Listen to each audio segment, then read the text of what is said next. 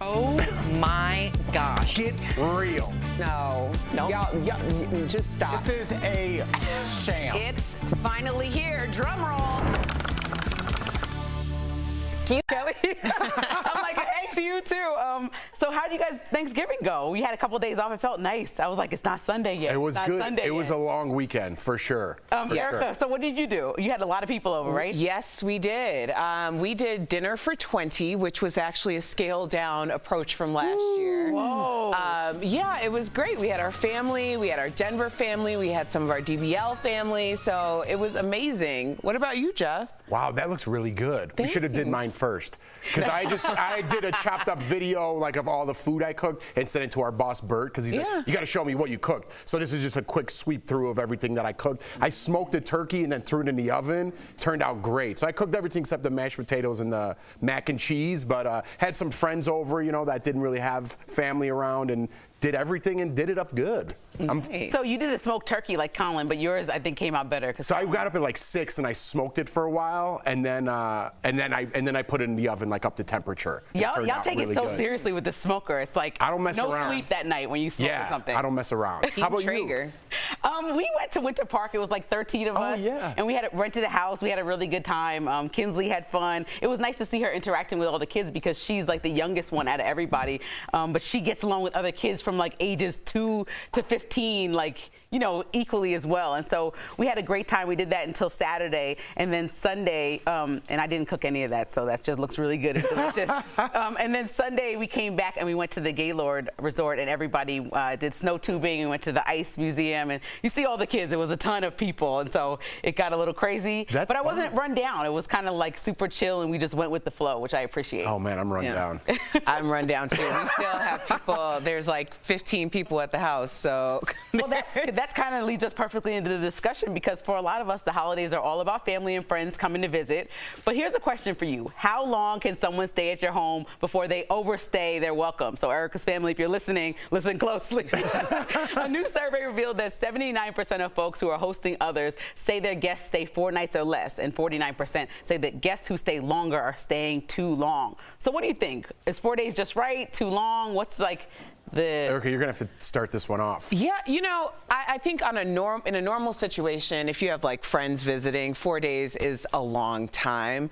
Now, my family, both my brother and my sister, they're digital nomads for the most part. So although my brother and his family have a home in Washington, they travel a lot and they'll stay for a couple of weeks. So it's nice because we don't get to see our nieces and our nephews and stuff as often. Right. So they're good. They'll be 10 days. My sister hasn't even bought her ticket home yet, so I'm sure she'll be here for a while. I don't mind the family staying here, right. But friends, I think 4 days is a good amount of time. I'm with you. 4 days, 3 nights is perfect for friends. Family a little bit longer, as long as they're not like, I don't like when like family comes into town or I go home and they're like, okay, so we have to go see the museum, and I'm like, the museum? For what? Just to do something? I just want to see you. Let's just sit on the couch and talk. I don't need to go to a museum. You know what I mean? So it feels like work for you. I hate plans every day, and then like day 5, they're like, well, guess what? Chuck E. Cheese. No. Yeah, I'm not I feel like whenever anyone comes to visit, I literally ask, so what's the day excuse me, my crystal. So what day are you coming and what day are you leaving? Like, I just ask flat out. I need to know, like my parents, anybody, what day are you coming, what day are you leaving? So I can plan accordingly or not be out of town or like not plan to leave. Do you feel like you have to entertain them though every day, or are they pretty chill? I stopped doing that. I used to be on me. I used to make all these plans. And then my mom one day when I lived in LA was like, yo, I don't want to go make a play. I'm good. I just want to chill at your apartment and relax. And I was like, wow. And like my stress went down to the floor because I was like, she doesn't want to do this. She just wants to watch TV and hang out. That's right. Have a little conversation with the fam. Right. So I enjoy it. Doing nothing. So airlines are scrambling today to get folks home after bad weather forced thousands of flights to get canceled over the weekend. Speaking of holiday travel, this video went viral on Reddit that, according to the person who posted it, shows a child that was allowed to run wild during an 8-hour flight. Oh my God, in the video, you see the kid jumping up and down on the tray table with the poor man in the seat in front of him being rocked back and forth. Okay, so here's the question. As a fellow passenger, what would you do? Do you say something to the parents about this or let them have this ill-behaved child running amok? I think you gotta say something. You see my opinion already. Yeah, I think you got that. That's out of control. Where's that kid's parents? It's not the kid's fault, right? The kid is just doing what his parents allow him to do or her to do. Whoever those parents are, at some point you gotta be like, what's up, guy? Your kid's going bonkers behind me. You know what I mean? What if the dad was doing it in the seat in the front of, like the kid was doing it to his dad? It's still not okay. Yeah. You're disturbing everybody else. You know, I have said something to a parent before, and I'm You very, have to. Yeah, I'm very like, hey, children are going to be kids, but at the same time, there is a line, and there was this little boy who was kicking my seat for a very long period of time, and finally, I just turned around and said to the mother, like, would you mind getting him to stop kicking kicking my seat? Because when babies are crying or, you know, having meltdowns and stuff, that is something I'm like, yeah, I want to have a meltdown too. So I put my headphones on, I'm, you know, whatever, it's fine. But when a child is like getting into someone else's space, that's a barrier and a line you don't want to cross as a parent, because if the child also starts crying or stuff that kids are going to do, then people aren't going to have as much sympathy for it or like the ability to just tune it out. That was too much. Yeah, there's a nice way to say it too. You don't immediately have to take it to level 10. Right. Like you said, hey, please, you know what I mean? My family's here. Could you just do something? You bozo. Yeah. Maybe I would go to 10. Yeah, that's where you go left. I think I had like a short fuse before I had a child. I was like, oh my God, I don't want to hear it. I want a piece. I'm going to Vegas to go have fun and not hear your baby crying. Why is your baby even going to Vegas? Like, no families ever go there. And I just had this bad attitude about it. And then now I finally have some grace, and I'm like, oh my God. Not in just then. You had a baby. Right. So then that was you. That's what happened. I'm like, wow. And I know, well, even though Kinsley's fairly good, she's been on the plane so much because of she had to for the most part.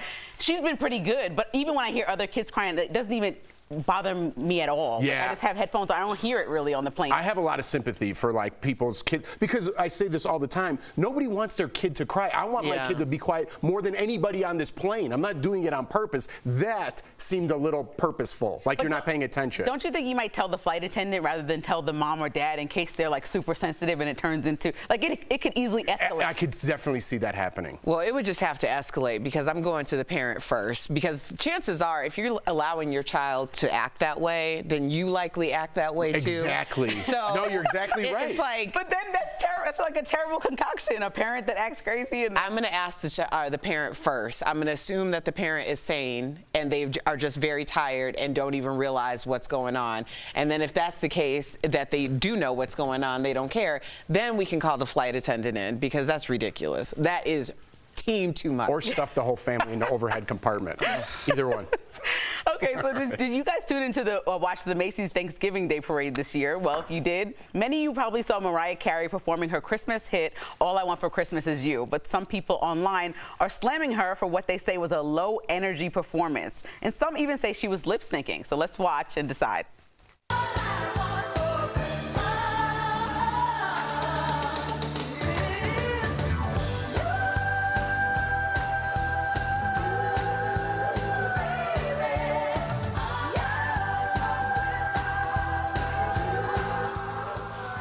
Okay, so this TikTok video of the performance also went viral, revealing the Queen of Christmas was using a teleprompter for the lyrics. So what do you think? Was she lip syncing, and does it even matter if she uses a teleprompter? And also, was that performance low energy?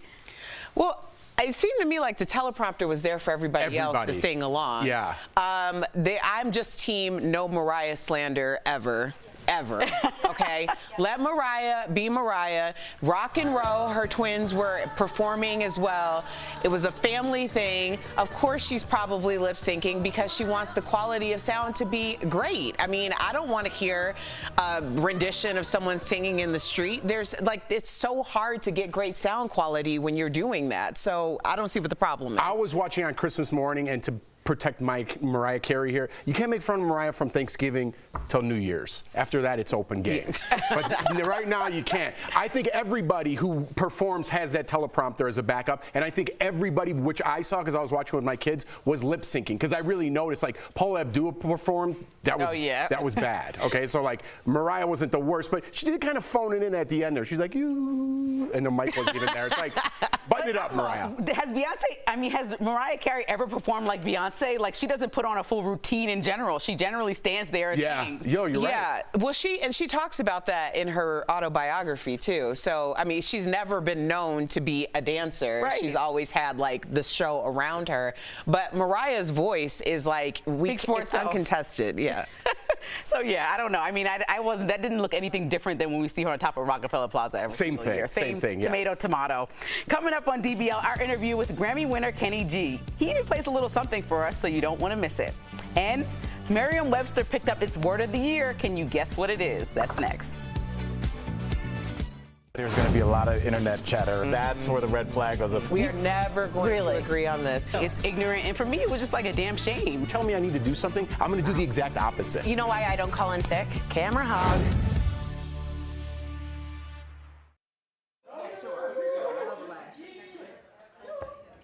All right, so I wanted to give Mariah Carey a hard time, but you can't during the holiday season because she is technically the queen of Christmas. I think she's self-titled her name that. I'm not sure if she owns the rights to that. Everyone thinks that. Yeah, everyone does think that. And she is. I mean, it's... There's a different woman who has it trademarked. I know, so she did, wasn't but able to the trademark singing, it. like the whole performance, you know? Like Paula Abdul, I didn't mean to throw a stone. She is older now, but she still looks good. I'll give her that. You know what I mean? But some people are performers and some people are singers. Like Adele is a singer, phenomenal. Paula Abdul's a performer. So is Did you see Adele doing the Meg dance? No, what? Oh, She did it. She said similar to you, or whatever it was. It was so cute. I'm gonna go back there for Sam.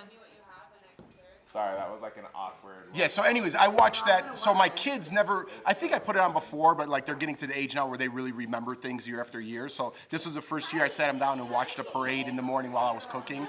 And they really liked it, which is cool because I want to make like these little traditions, you know, live on, right? Some people think traditions, whatever. I like tradition. So my kids, every like new animal that came down, like Blue's Clues or whoever it was, they were all excited about the new animal. So it was pretty cool watching it with them. We were talking about how Dre does the best makeup. Nothing to do with anything. Thank you. We be trying things. That's all I got.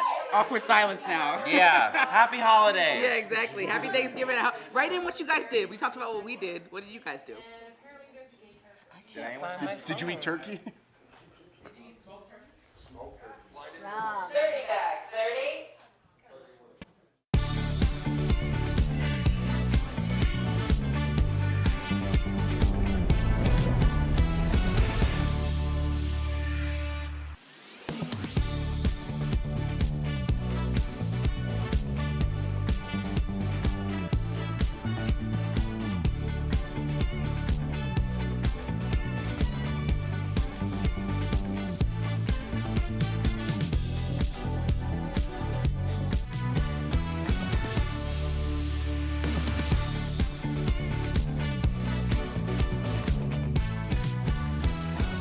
Welcome back. So Merriam-Webster has revealed its word of the year, and it's gaslighting. If you don't know what that means, Merriam-Webster has a very, very long definition. It reads, psychological manipulation of a person, usually over an extended period of time, that causes the victim to question the validity of their own thoughts, perception of reality, or memories.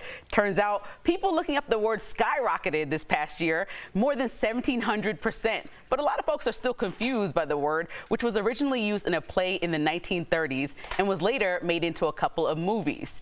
Okay, I feel like we know what gaslighting is, but what do you feel about this being the word of the year? People were having a weird year then. I think it's kind of appropriate. Really? Yeah, all the animosity online, everyone going after each other. I think this is like the perfect word to describe this time where we're at. Yeah, I agree, but I also think it's overused Yes. simply because I think a lot of people feel like gaslighting is something that people do intentionally, which is Yes. the definition, but they apply it to people who are just like creating their own realities and living there. So everything they say is a fallacy. Therefore, it's not really gaslighting. It's just more like delusion. Right. And I was kind of confused about the definition. It's the other person saying you're gaslighting, right, that questions the validity of their answer, correct? It's not the own person questioning because, like you said, they just make up their own thing. They don't know what the hell they're talking about. I would think, you know, when I think about like the last 3 years, I'll say the weirdest time is like the pandemic. Like this year has been, I feel like besides Twitter trolls, like this year has been a beautiful year. I mean, I know everyone has different experiences, but gaslighting just seems like as the word of this whole year when we're now out of the pandemic and there's like people are seeing their family again. And we talked about how beautiful that experience has been now for well over a year. It's like gaslighting. I just like people need to start something positive. Because I think, work here? Yeah, I'm like what I've found is because people were locked down for so long, and a lot of people are living in their own alternate realities. Like their reality does not exist with the rest of us. So I think that people came out of lockdown and they were like, "This is the world that we live in." And the rest of us were like, no, actually, that's not true. And then you have, so I think there is a difference between gaslighting and delusion, and also people's need for other people to believe their truth, even though we know that that isn't actually the truth. So I was talking to the producers to see if there's any positive words on here, and there's raid because Trump's house got raided, and there's also oligarch because Russia is crazy. So I'm not seeing any positivity on the top words. Positivity. But I guess we did, when you think about like a lot of the news that we did talk about, there has been a ton of things going on. And despite that, I think still trying to find peace of mind is like where I always go to. I think that's why I'm like, dang, it's not like a good. I know, it's hard, thing. because sometimes I even think the media, not this show, gaslights people a little bit, right? They want to talk about those hot button topics, and I think that's where we're at, and hopefully in the next year that starts to fade a little bit. Maybe slip in a positive word or two. And bring in Tori's line in, bring in the pendulum, whichever way. Oh, yeah. Try to make it, you know, bring the pendulum wherever it's going. Okay, coming up on DBL, our interview with Kenny G. He's playing the saxophone for us next.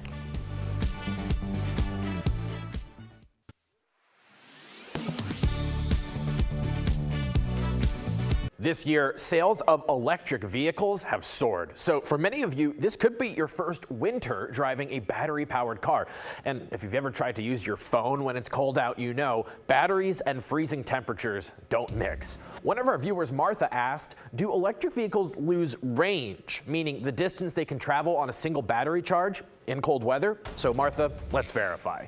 Our sources are Consumer Reports, AAA, and 2 academic researchers who specialize in electric vehicles.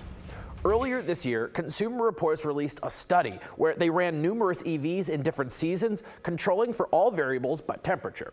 The study found that at 16 degrees Fahrenheit, the cars on average could only go about 3/4 of the distance they could travel at 65 degrees.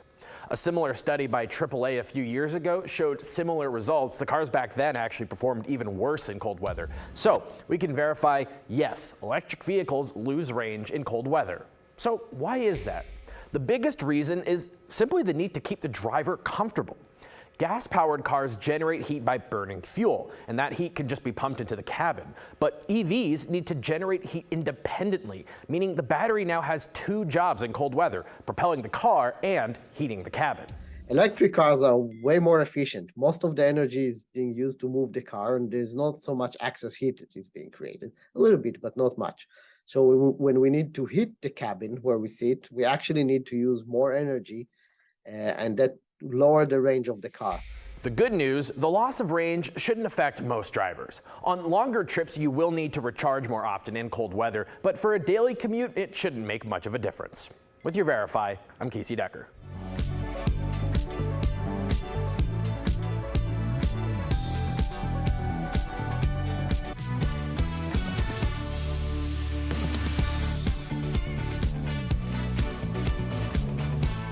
Welcome back. Let's talk about sax, baby. Yeah, you heard that right. You heard his tunes and you definitely know his name. Earlier, we spoke with Kenny G about how he celebrates the holidays and, of course, his unforgettable style. Take a look. Dramatic entrance, nothing better for Kenny G. What's a typical Thanksgiving? No, a dramatic entrance would have been this. Ooh. That would have been more dramatic. Oh, I love that. So, Kenny, what's a typical Thanksgiving look like at your house? Do you play music while others are eating? Absolutely not. No. Oh my Now, gosh. usually I go up to Seattle and go. I'm with my family. I'm from Seattle. We just have this big dinner, and it's pretty cool. But no sax playing. I would be disappointed if I was a guest. Totally. Very disappointed. Yeah. Okay, so Kenny, your whole look is unmistakable, especially your hair. I love your hair. And I have to show you this picture of my plant, which my husband and I have named Kenny G. Have you seen any other funny tributes like this? And how much do you love my plant? Thank you for staying with us. Oh yeah. You know, that's not bad though. That plant actually looks pretty good. The curls are in the right spot. Now, why don't you put the eyes and the nose there? Wow. Yeah, maybe we can. Maybe we should. 'Cause it is the Kenny G plant. You know? Okay. It's actually pretty cool. Actually, I think that's cool. Now, I've seen a lot of people that have the hairstyle like me. In fact, the guy on Saturday Night Live, what was his name? Kyle Mooney. Kyle Mooney. He completely stole my look. Yeah, He did, but he can't play that sax like you. Now, you're currently on tour with the Miracles Holiday and Hits Tour, and you recently put out your album, New Standards. You've been at this for 40 years. What's it like seeing a new generation of Kenny G fans? Well, the funny thing is that our fans, when we were in our 20s, they were in their 20s. Now we're in our 60s, so our fans are in our 60s, so they bring their kids. And that's how it works. Oh, that's smart. That's really smart. I know. It is smart. Oh, look there he is. Oh, man. Oh, Kenny G. Do you get stage fright ever, Kenneth? Kenny? You can call me Kenneth. Oh, my God. You know, actually, you know, when it's something different, I get a little bit nervous for the first like 10 seconds, but other than that, no. So if I'm going to be playing like some New Year's Eve show that's going to be seen by like 1 billion people, there might be a little bit of a heartbeat flutter just for about a second, but after that, no. The same feeling like coming on Daily Blast Live. Yeah, totally. Billions of people. Well, actually, no, I didn't get the least bit nervous. You're so cute. Plus, I always have my security blanket. Holding onto this, I feel very secure. You have a good sense of humor. This was a delight. DBL Nation, catch Kenny G on the Miracles Holiday Hits Tour and get your tickets now at KennyG.com. Kenneth, thank you so much. You are awesome. Happy holidays. Thanks, man. Hey, I want to tell you one quick thing. This is the same sax I've had since high school, which shows that this is the only thing I could keep a long-term relationship with right here. That's it. I love it. Kenny G. Thank you, Kenny.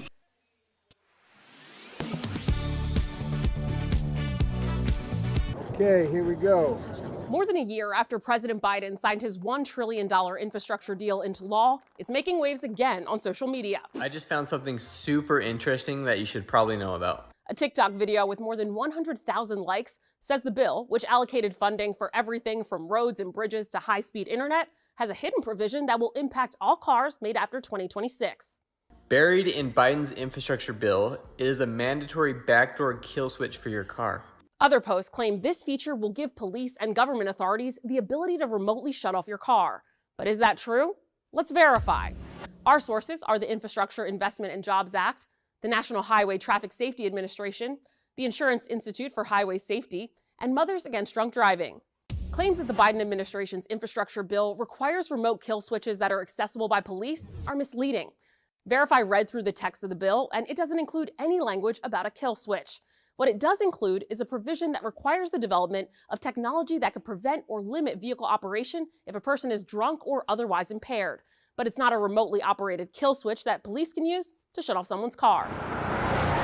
The National Highway Traffic Safety Administration says Biden's bill directs the DOT to issue a safety standard, requiring all new cars to have advanced impaired driving prevention technology installed starting in 2026. This type of technology already exists, according to Mothers Against Drunk Driving, a nonprofit that advocated for the legislation. MAD President Alex Ate told Verify, no one outside of the car, including law enforcement, will be able to stop vehicles or prevent them from starting. So while Biden's infrastructure deal requires new cars to have advanced impaired driving prevention technology in 2026, police won't have a remote access to a kill switch. According to the National Highway Traffic Safety Administration, in 2019, more than 10,000 people died in drunk driving accidents. The Insurance Institute for Highway Safety says advanced drunk and impaired driving prevention technology can prevent more than 9,400 of those deaths annually. With your Verify, I'm Ariane Till. How do you know if your donation is going to the right place? Let's connect the dots. Giving Tuesday was created a decade ago to help encourage people to do good. Last year, 35 million people donated $2.7 billion to charities. But charity fraud takes millions of dollars a year in donations away from legitimate charities. Always double-check the websites where you're donating. Several websites like give.org are linked to the Better Business Bureau to help protect your donation. Watch out for similar-sounding names. Questionable charities often choose names that sound like the real deal. For example, Wounded Warrior Fund is very similar to the legitimate Wounded Warrior Project. And before you write that check, know the red flags of scams. Charities will never ask you to wire money or pressure you to give immediately. The best advice? Give directly to the charity of your choice and avoid giving over the phone. And that is Connecting the Dots. Are you skeptical of headlines and what you see on social media? We are too. The Verify newsletter answers your questions, clarifies what's true and false, and even includes a daily fun fact. Go to verifythis.com/email to check it out.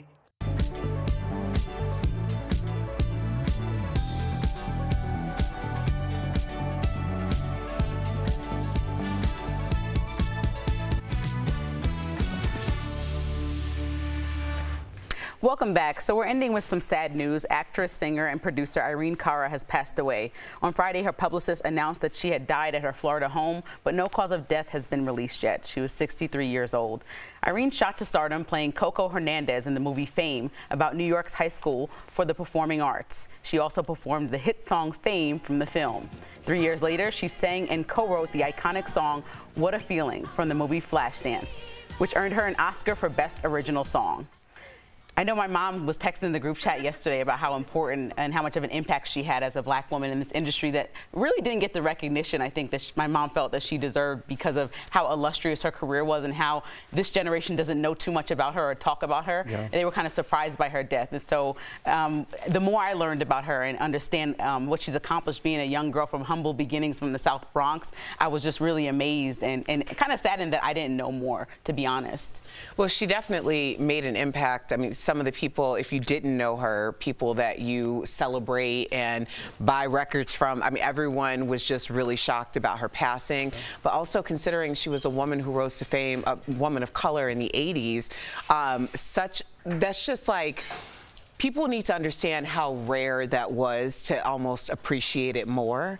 But also the fact that what Lindsay just said about her being from the Bronx and how she started, that was truly who she was. So, you know, may she rest in peace. Right, and it was just like a big career. Broadway, music, acting, like those things were, we talk about real superstars. I think we had that conversation about are there real superstars? Like that's when you were. If you broke through in the 80s and before, it was much harder because there wasn't social media. I mean, everybody's a superstar now. And think about how young she was, right? Because she's only 62 when she passed. So that long ago, she was at a young age doing all of that incredible stuff, right?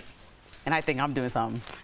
Yeah, I know. Okay, DBL's new every day. We'll see you guys same place, same time tomorrow. Bye, guys. But when I'm done